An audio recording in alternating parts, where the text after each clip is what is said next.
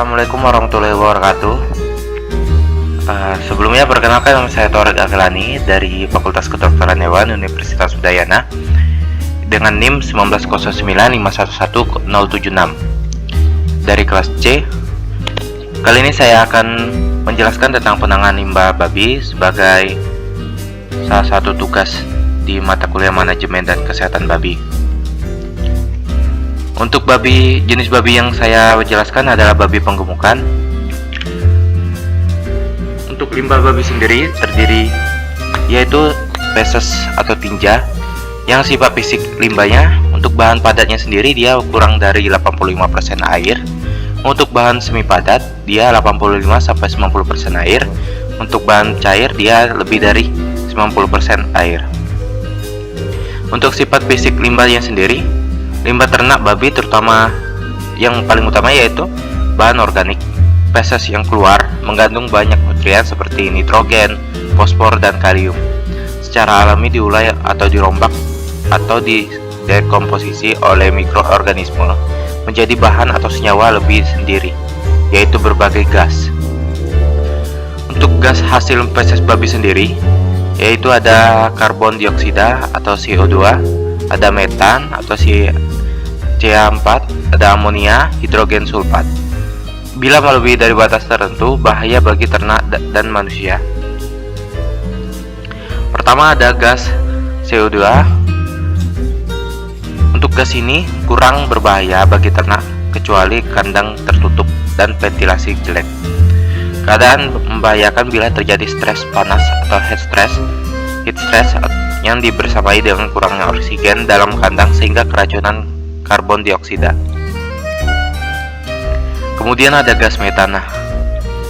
Gas ini tidak membahayakan bagi ternak pada kandang terbuka.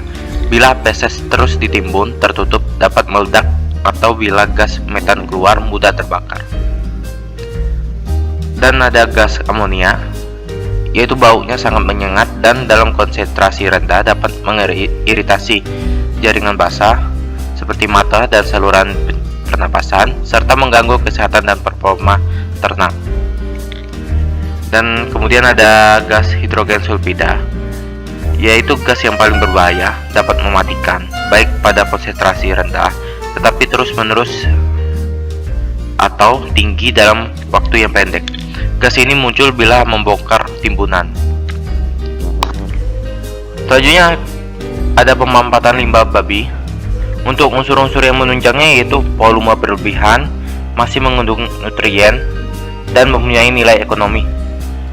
Bentuk pemampatannya sendiri bisa dari pupuk, bisa ke dalam pupuk kandang, pupuk kompos, pupuk bokasi, biogas maupun biomasa. Kemudian cara penanganan limbah babi sendiri yaitu yang pertama mengumpulkan kotoran, kemudian dikeringkan dengan sinar matahari. Kemudian pupuk kering, lalu masuk ke kampil, kemudian dijual. Yang cara kedua yaitu menumpuk kotoran, kemudian dijadikan kompos.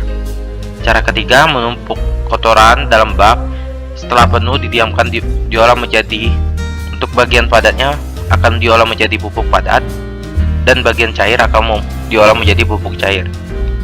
Yang keempat, limbah di bak dialirkan ke tangki penghasil gas, kemudian gas bio untuk penerangan dan memasak, dan lumpur.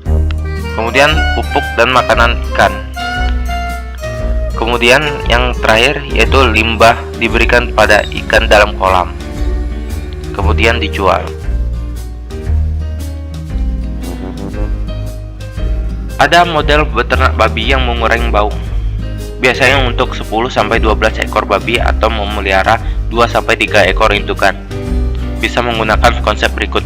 Untuk langkah-langkahnya sendiri yaitu kita membangun kandang. Pertama kita membangun kandang dengan ukuran sebagai berikut. Lebar 6-8 meter, panjang 8 meter, tingginya 3,5 meter, dan atap bukan seng, karena atap seng sendiri dapat memicu suhu yang panas serta ketika hujan akan mengakibatkan suara yang gaduh sehingga dapat mengakibatkan stres pada babi. Kemudian ada atap atau dapat diberikan atap alang-alang, ijuk, atau daun kelapa. Yang kedua yaitu membangun fondasi untuk lantai kandang sebagai berikut. Kita menggali permukaan tanah sedalam 0,9 sampai 1 meter. Kemudian dinding-dinding tanah yang Anda gali nantinya dilapisi batu bata. Bentuknya kurang lebih seperti pada gambar di bawah ini. Berikut adalah contoh fondasinya. Kemudian isi lagi lubang yang telah digali sampai penuh dan padat seperti pada gambar di atas dengan sejumlah material, yaitu sekam atau sisa material pertanian lainnya yang sudah dicampur dengan tanah serta dimasukkan garam. Kemudian semprotkan cairan mikroba seperti EM4 di lantai kandang. Ini bukan berfungsi untuk mengurai kotoran babi sehingga tidak menimbulkan bau busuk, sekaligus menjadikannya sebagai pupuk kompos. Setelah 1 minggu, masukkan bibit babi. Berikut contoh fondasinya.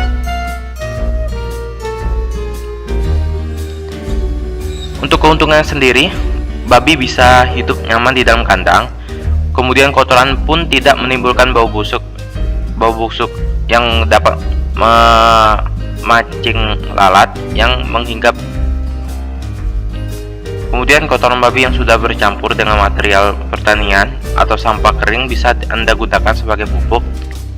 Pola ini lebih efisien dibandingkan dengan pemeliharaan di kandang lantai.